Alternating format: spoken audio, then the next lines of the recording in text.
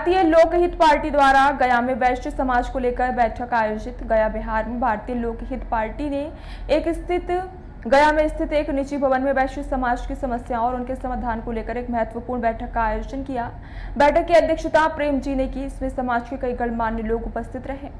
बैठक में वैश्य समाज के समक्ष आ रही सामाजिक, आर्थिक और राजनीतिक चुनौतियों पर गहन चर्चा की गई।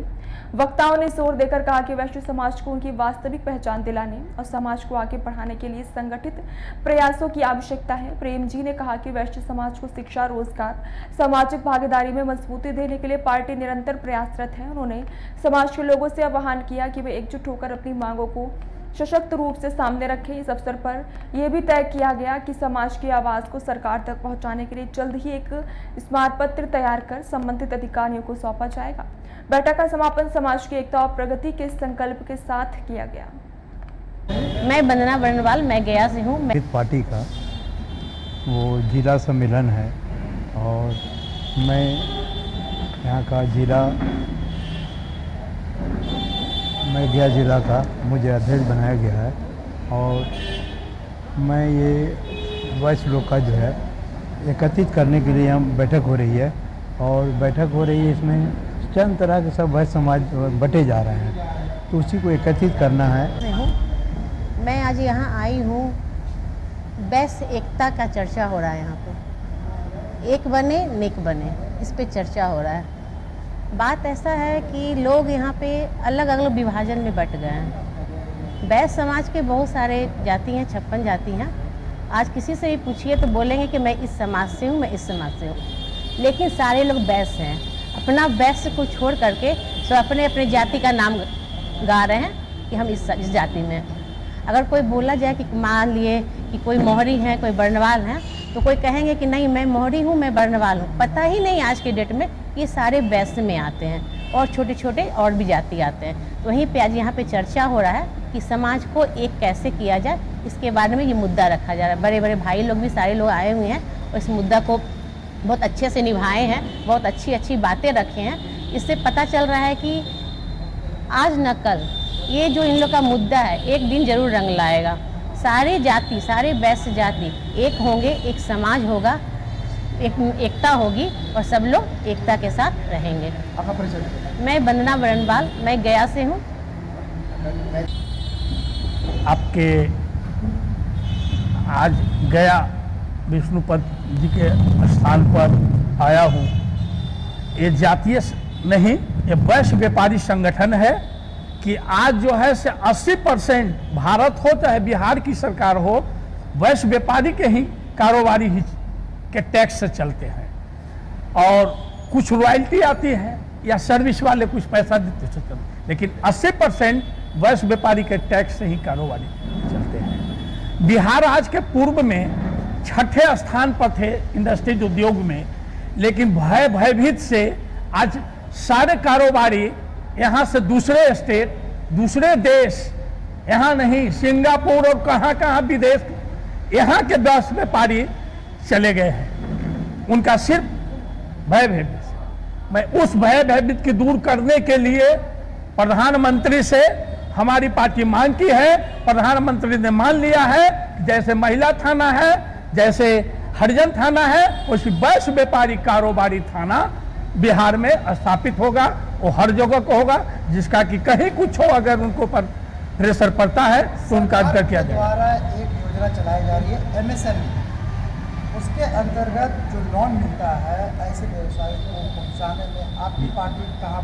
जी, हमारी पार्टी पहले तो जो अपने के लिए भयभीत है, भयभीत दूर के लिए एकदम हम थाना तक पहुंच गए हैं और आगे एक आयोग का मांग किए हैं कि जो छोटे व्यापारी लोगों का है, जैसे बंधन बैंक हुआ, विश्वकर्मा समाज के लिए भी आया, लेकिन उसको में व्यापारी के लिए भी है कुछ जरा सा त्रुटि है, उसके लिए हम आयोग का मांग किए हैं कि जो है से छोटे व्यापारी को बिल्कुल इजी वे में उसको फंड मिले और अपना कारोबारी करे और उसका बैंक का सही जो नियम रूल है उसका पूर्ण करे। अपना परिचय? शिव कुमार स्पंदन, आपके राष्ट्रीय महासचिव भारतीय लोकहित, राष्ट्रीय महासचिव लोकहित पार्टी। है मैं उमा शंकर बर्णवाल, भारतीय लोक हित पार्टी का प्रदेश संरक्षक। ये वैश्य कारोबारी पूरे व्यापारी लेकर के हम लोग निकले हैं और हर जगह गांव से लेकर के प्रदेश तक इसका भ्रमण करके हम लोग सभी लोग एकत्रित होंगे। इसके जगाने वाले पहले कोई नहीं आए, अभी प्रेम जी हम लोगों के बीच आए हुए हैं और बहुत अच्छी बात है। हम लोग एक जगह एकत्रित हों और एक प्लेटफार्म पर हो करके 29 जून को रविंद्र सदन में पहुंच करके अपनी एकता का परिचय दें। उमा शंकर बर्णवाल, भारतीय लोक पार्टी के संरक्षक, प्रदेश संरक्षक, गया। बिहार सहित भारत को समृद्ध बनाना, सिर्फ समृद्धि भी वैसी जो दुनिया में किसी और की नहीं। दुनिया का सबसे धनी देश है लग्जमबर्ग, उसकी आमदनी प्रति व्यक्ति वार्षिक औसत जो है वो 2 करोड़ रुपया का है और आपके बिहार का 44,000 से 66,000 है। इतनी लंबी दूरी तय करनी पड़ेगी, इतना बड़ा स्पेस है, इतना बड़ा खालीपन है। 44-66,000 से 2 करोड़ तक ले जाना है। ये मकसद है भारतीय लोक हित पार्टी का आज की तारीख में कि यह कैसे होगा। आमदनी कहाँ से देश को आती है? आमदनी आएगी तो खर्च होगा। आमदनी आती कहाँ से है? कृषि पर 1 पैसा टैक्स नहीं ले सकते आप, नहीं लगती है। व्यापार पर सिर्फ टैक्स लगता है और व्यापार के द्वारा टैक्स आता है। और वह व्यापारी जब समृद्ध नहीं होगा, संपन्न नहीं होगा और सम्मानित नहीं होगा तो कैसे संभव होगा? टैक्स के बिना कैसे देश चलेगा? और जब 80% टैक्स कारोबारियों के द्वारा आता है, उससे आपका देश चलता है। और वह कारोबारी मुकेश अंबानी हो सकता है, वह बिरला हो सकता है, वह टाटा हो सकता है, वह आपके शहर का कोई धनाढ़ व्यक्ति वर्णवाल साहब हो सकते हैं। लेकिन संसद से लेकर सड़क तक उसको गालियां दी जाती है। जब किसी मुल्क में कोई चुनाव में जीत हासिल होता है तो बगल में कारोबारी को बैठाया जाता है। और आपके मुल्क में चुनाव के बाद सत्ता में जाने के लिए गालियां और सत्ता में आकर उसमें बने रहने के लिए गालियां। जिसको गाली देंगे वह मालिक है, पैसा जो देवे वही मालिक है और पैसा देता है वैश्य व्यापारी। इसी को मैं समझाने के लिए निकला हूं कि जो मालिक है उसको जगह दो और नौकर कुर्सी खाली करो, सभी तुम वेतन भोगी हो। सरकार खर्च है, आमदनी नहीं है। शिक्षा खर्च है, अस्पताल खर्च है, आपदा में जो हम खर्च करते हैं वो खर्च है। हम प्रति 3 महीने पर जो 6,000 रुपया किसानों को बांटते हैं वो हमारा खर्च है। हम जो भी करते हैं सरकार के रूप में वो खर्च है, सरकार की आमदनी नहीं है। सरकार की आमदनी एक ही है, वो वैश्य व्यापारी के द्वारा आने वाला टैक्स।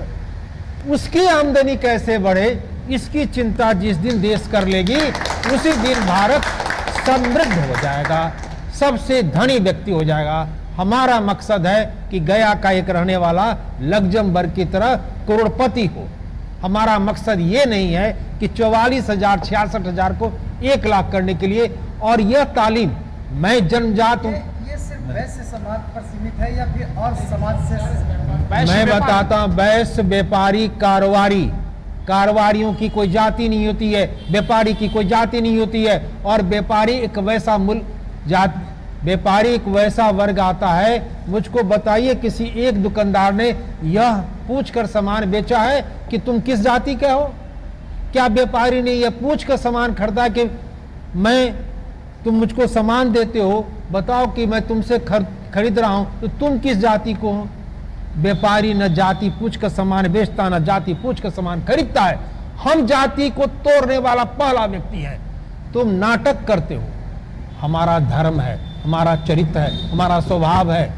हम न धर्म पूछते, न जाति पूछते, न क्षेत्र पूछते, न भाषा पूछते हैं। अगर कोई हिंदी बोलने वाला, मगही बोलने वाला एक तो साधारण दुकानदार है, तो अंग्रेज अगर गया में आता है, सामान खरीदता है, उसकी भाषा नहीं समझता है तो दूसरे लोग से समझ लेता है, लेकिन उसको सामान मांगा हुआ सामान देता है।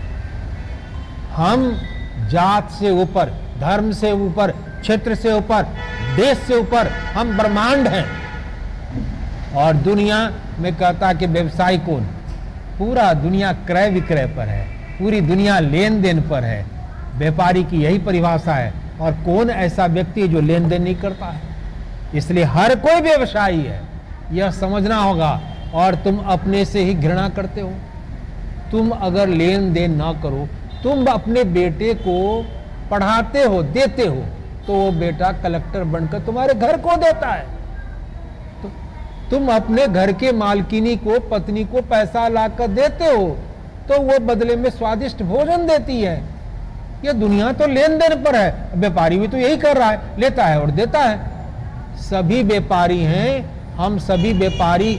और जब व्यापारी के धर्म में आप स्थिर होइएगा, ईमानदारी से रहिएगा, तो देश ही नहीं पूरी दुनिया में अमन चैन आएगा। हमारी पार्टी का कहना है कि इस भाव से देश को चलना चाहिए। और व्यापारी वर्ग जो है वो सभी, जिससे तुम परेशान है, जाति से परेशान देश, धर्म से परेशान लोग, सीमा से परेशान लोग।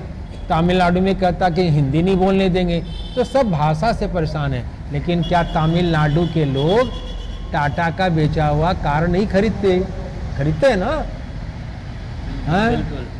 क्या असम का लोग या और किसी प्रदेश के लोग क्या एम्बेसडर कार नहीं खरीदते थे? जाति पूछ कर खरीदते थे क्या?